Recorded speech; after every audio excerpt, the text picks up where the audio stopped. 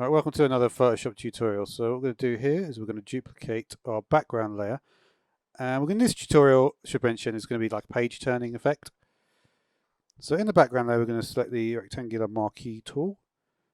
And we're going to select an area here. We're going to go to the gradient tool. And we're going to do a gradient like this. And then we're going to go back to the rectangular marquee tool. Right click and press deselect.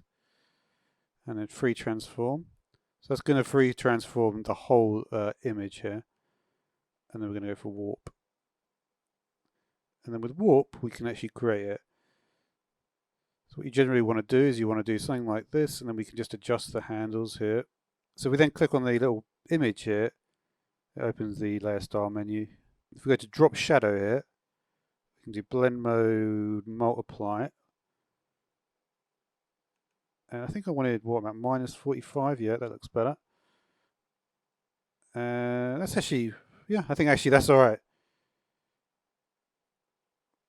So that'll do.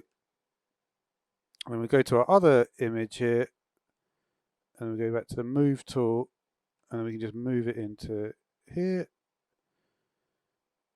and put it over on top, and then we move the layer down.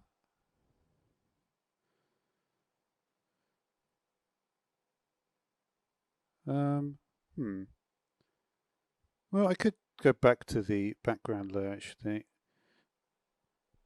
Maybe I didn't do it quite how I wanted that with the warp tool. Go to background, rectangular marquee, right click, free transform.